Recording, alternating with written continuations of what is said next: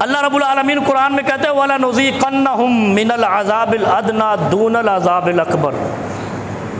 فٹافٹ موت نہیں ہم دیتے، ہم نے تو یہ سوچا ہوا ہے نا مال جمع کر لو ماری جانا ہے، ایسے نہیں رب کرتا۔ یہ سرکشوں کے لیے عرض کرتا ہوں، کوئی آدمی، ہر آدمی کو اختیار ہے اپنے گریبان میں جھانکے، مولوی کے گریبان میں کوئی نہ جھانکے۔ ہماری عادت کیا ہے، ہم دوسرے کے گریبان میں جاتے ہیں، وہ برائی کر رہا تو میں نے کر لی تو کیا ہو گیا بھائی، اس نے خود مر کے اپنی قبر میں حساب دینا ہے، تو نے اپنی زندگی کا حساب دینا ہے۔ کوئی کسی کا لا تزر وازرۃ وزر اخری، اللہ قرآن میں کہتا ہے میں کسی کا کسی سے نہیں پوچھوں گا، حتیٰ کہ بیٹے کا باپ سے نہیں پوچھوں گا، باپ کا بیٹے سے نہیں پوچھوں گا، بیوی کا میاں سے نہیں پوچھوں گا، شوہر کا بیوی سے نہیں پوچھوں گا، بیٹی کا ماں سے نہیں ہر کسی نے لا تزر وازرۃ وزر اخری، کوئی کسی کا وزن اٹھا کے یہاں نہیں آئے گا، ہر کوئی اپنا وزن لے کر آئے گا۔ ہم دیکھا دیکھی جرائم کرتے ہیں، کیسے جرائم کرتے ہیں؟ اس نے چوری کی ہے موبائل کی، میں صندوق ہی اٹھا کے لے آؤں، میں بینک کی لوٹ لوں، کیوں؟ اس چور کو سزا نہیں ملی۔ یہ تو دنیا کا میدان ہے نا، جب کل قیامت کے دن جانا ہے نا تو نبی علیہ السلام نے کیا فرمایا؟ من اقتطع حق امرئ مسلم بیمینہ فقد اوجب اللہ لہ النار۔ مجھے نہ آپ کی نمازیں لینی ہے، نہ آپ کے اعمال لینے ہیں، نہ میں لے سکتا ہوں، نہ آپ دینے کے روادار ہیں۔ سمجھ رہے ہیں نا بات کو؟ کوئی کسی سے کچھ نہیں لے سکتا، ہر کسی نے اپنے ہی قبر میں جانا ہے اور اپنی ہی قبر کو اندھیری کرنا ہے یا روشن کرنا ہے۔ رسول کریم صلی اللہ علیہ وسلم جس کی شفاعت کے بغیر انبار عبادتوں والا بھی بخشا نہیں جائے گا۔ شفیع المذنبین کون ہے؟ کوئی آدمی کہے نا کہ میں نبی تو نہیں مانتا لیکن ساری رات ساری زندگی تہجدیں پڑھوں گا، وہ جہنمی ہے، وہ جہنمی ہے۔ او یارو، جس نے نبی بھی مانا،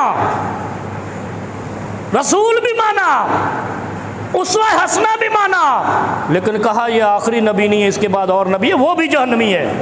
کلمہ بھی پڑھا تھا۔ ذرا غور کریں، دین بڑا مختصر ہے، حد بندیوں کے ساتھ ہے۔ اگر سینسرشپ ہٹا دی جائے ہر بندہ جنتی ہے، جو کلمہ پڑھ لے، نبی مان لے۔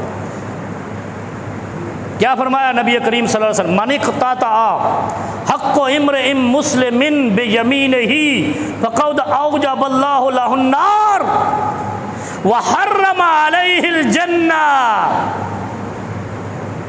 یا رسول اللہ صلی اللہ علیہ وسلم مارے گئے ہم، 5 نمازیں تکبیر اولیٰ کے ساتھ پڑھی ہیں، 33 بار سبحان اللہ، 33 بار الحمدللہ، 33 بار اللہ اکبر، ساری زندگی نہیں چھوٹا۔ ایسے ہی ہے، کوئی رات زندگی میں تہجد کے بغیر نہیں گزری، 17 حج کیے ہیں، ہر سال 100 گائے ذبح کی ہے قربانی پہ۔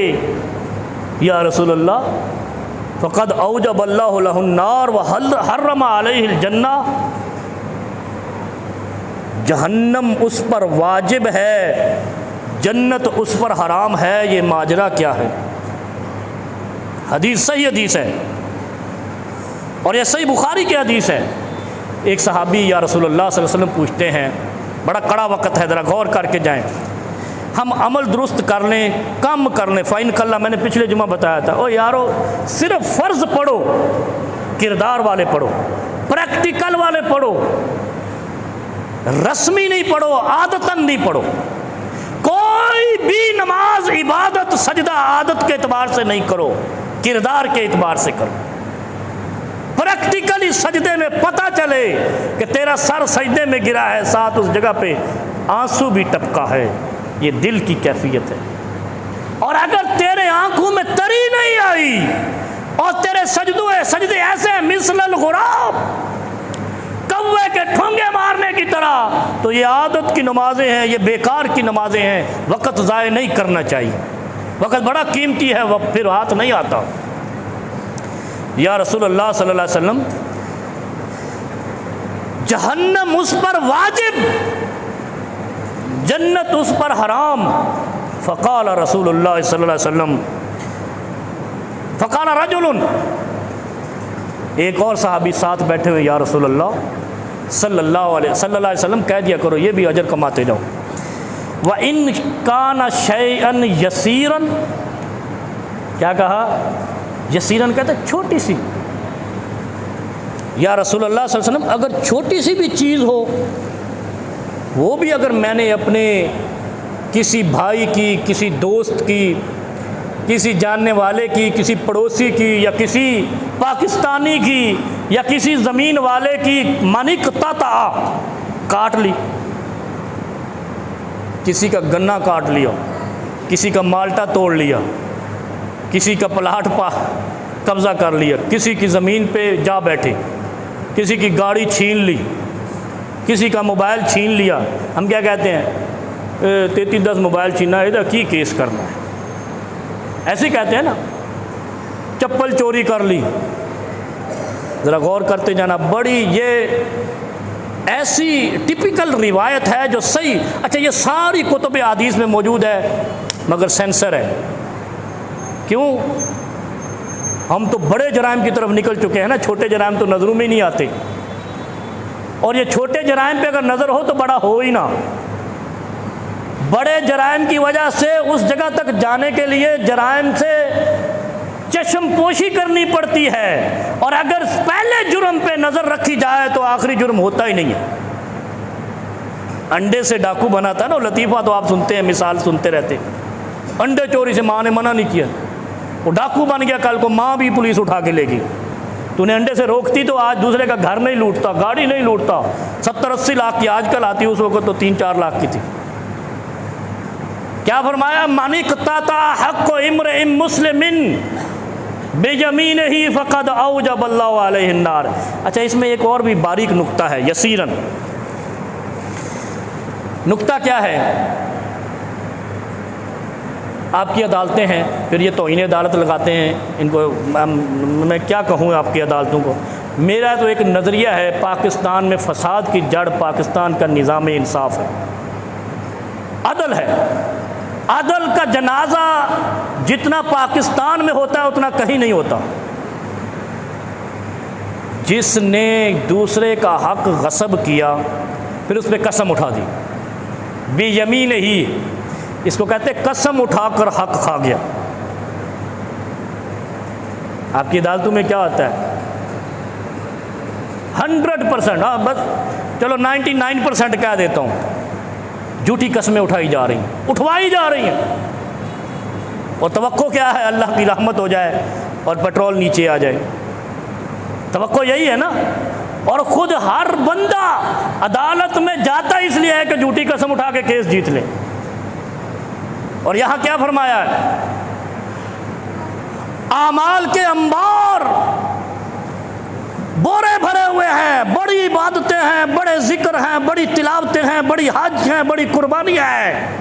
فرمایا من اقتطع حق امرئ مسلم، جس نے اپنے کسی مسلمان بھائی کا حق کاٹا، حق چھینا، حق ضبط کیا، حق مارا، بے یمین ہی، اور پھر اس پہ قسمیں بھی اٹھا دیں، قسم اٹھا دی، ایک قسم، قسمیں ہمارے ہاں تو قسمیں اٹھتی ہیں نا، ہر بات پہ قسم۔ اور ایک نشانی علماء نے یہ بھی لکھی ہے، جو شخص بات بات پہ قسم اٹھائے اس شخص کی بات کا اعتبار بھی نہیں ہے، اور علماء کے ہاں اس کی شہادت بھی قبول نہیں، گواہی قبول نہیں ہے۔ قسم اٹھا کے بات کرنے کا مقصد ہی یہ ہوتا ہے کہ اس بندے کی زبان ایک نہیں ہے۔ اس لیے یہ قسمیں جو لغو ہے نا، لغو، یہ نہیں اٹھایا کرو، یہ گناہ ہے، یہ عذاب کی شکل لے کر آتی ہیں، اللہ کی پکڑ لے کر آتی ہیں۔ صحابی عرض کرتے ہیں یا رسول اللہ، اگر چھوٹا سا بھی کوئی حق کھایا ہو، کیا فرمایا؟ فقال رجل ان کان شیئا یسیرا، اگر چھوٹی سی بھی کوئی چیز، چپل اٹھا لی، چھوٹا موبائل اٹھا لیا، ٹچ والے تو مہنگے، دوسرا اٹھا لیا، کسی کے کپڑے اٹھا لیے، کسی کی گھڑی اٹھا لی، کسی کی انگوٹھی اٹھا لی، چھوٹی چیزیں ہیں نا، ان کی ہمارے ہاں کوئی ویلیو نہیں ہے۔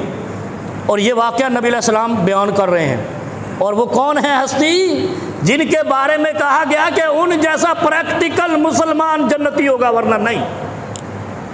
اور پھر یہ نہیں کہ جنت میں جا کر سارے فیصلے ہونے ہیں، ان چیزوں کا فیصلہ زمین پہ ہونا ہے۔ کن چیزوں کا؟ دو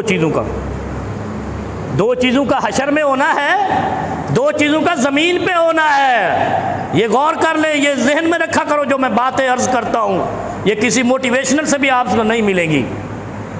ہم تو موٹیویشنل ہے نا، وہ آج کل موٹیویشنل بھی نکلے ہوئے ہیں جو پیاری پیاری باتیں کرتے ہیں، مولوی طارق جمیل صاحب کی طرح، صرف حوروں کی آنکھیں کو سائز ناپتے ہیں، جو کہ آپ کو اجازت ہی نہیں ہے ناپنے کی، جنت کے دروازے کا سائز ناپتے ہیں۔ او بھائی، جنت تک پہنچنے والا راستہ تو کردار تو بتاؤ۔ کیا کہا ہے؟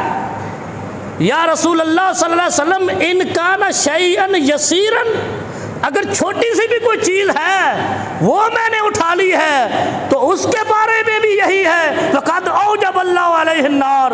تو میری نمازیں کہاں گئی، عبادتیں کہاں گئی، تلاوتیں کہاں گئی، یہ سارے اعمال کہاں گئے اگر میں نے اپنے بھائی کی ایک انگوٹھی اٹھا لی ہے؟ نبی علیہ السلام کا جواب سنیں، اور اس کے بعد اپنے گریبان میں جھانکے، مولوی کے گریبان میں نہیں، کیونکہ مولویوں نے دین سینسر کیا ہوا ہے، اس سے بچو۔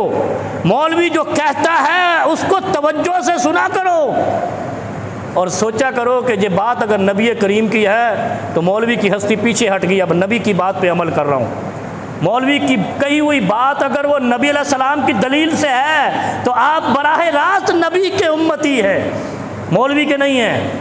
اور پھر آپ کو فضیلت شفاعت نبی کی ملنی ہے، مولوی کی نہیں ملنی۔ مولوی تو خود وہاں کشکول اٹھا کے کھڑے ہوں گے، یا رسول اللہ ہماری مدد کر دے، یا رسول اللہ ہماری سفارش کر دے، شفاعت کر دے۔ کون ہے جو پیغمبر کی شفاعت کے بغیر بخشا جائے گا؟ صرف ذمہ داریاں لگی ہیں۔ کیسے؟ کسی نے MBBS کیا ہے تو اس کی ذمہ داری ہے لوگوں کے مرض چیک کرے، اس کو یہ کوئی نہیں کہتا کہ جاؤ بلڈنگ کی آپ وہ انسپیکشن کر کے آؤ۔ ہر کسی کی اپنی ذمہ داری ہے۔ مولوی کی ذمہ داری ہے پیغمبر کی بات کو پہنچانا، بلغوا انی ولو آیا، باقی تو تیرا کام ہے۔ اور تو اگر پیغمبر کی بات سمجھ کے عمل کرے گا تو تو پیغمبر کا امتی، پیغمبر تیرا سفارشی۔ کیا فرمایا؟ فَإِنْ كَانَ شَيْئًا يَسِيرًا، یا رسول اللہ صلی اللہ علیہ وسلم چھوٹی سی چیز بھی اگر اٹھا لی ہے، چھین لی ہے، مار دی ہے، کسی کا کبوتر مار دیا ہے، کسی کا تیتر مار دیا ہے، کسی کی رکھی ہوئی کوئی چیز بلی ہے یا کوئی چیز ہے اس کو مار دیا ہے، اس پہ بھی پوچھا جائے گا۔ اس کی وجہ سے بھی جنت حرام، جہنم واجب۔ نبی علیہ السلام کا جواب سنیں، فقال رسول اللہ صلی اللہ علیہ وسلم، مختصر جملہ، وَإِنْ كَانَ قَضِيبًا مِّنْ عَرَاقٍ۔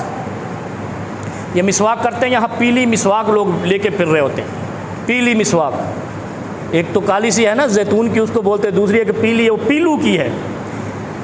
نبی علیہ السلام فرماتے ہیں اگر کسی نے پیلو کی ٹہنی بھی کسی کی توڑی تو اس پر جنت حرام، جہنم واجب ہے۔ کتنی چھوٹی بات ہے۔ کسی نے وَإِنْ كَانَ قَضِيبًا مِّنْ عَرَاقٍ، اگر کسی نے دوسرے بھائی کی پیلو کی ٹہنی بھی توڑی ہے، ناحق توڑی ہے، اس کو اس کا بھی حساب دینا پڑے گا، اور یہ بھی خون پسینے کی کمائی ہے۔ فرمایا اول ما یقضی بین الناس یوم القیامہ دماء، کل قیامت کے دن سب سے پہلا فیصلہ یہ ہوگا کہ کس نے کس کے ساتھ ناحق کیا ہے۔ الدماء، خون کا حساب ہوگا، پھر اول ما یحاسب بہ العبد، پھر حساب ہوگا نمازیں کتنی ہیں۔ اگر خون کے حساب سے نکلو گے تو اپنی عبادتوں کا حساب دو گے، اور اگر خون کے حساب میں ناکام ہو گئے تو عبادتوں کا حساب نہیں، پھر سیدھا اوجب اللہ علیہ النار، حرم علیہ الجنہ، جنت حرام، جہنم واجب ہو جائے گی۔ وآخر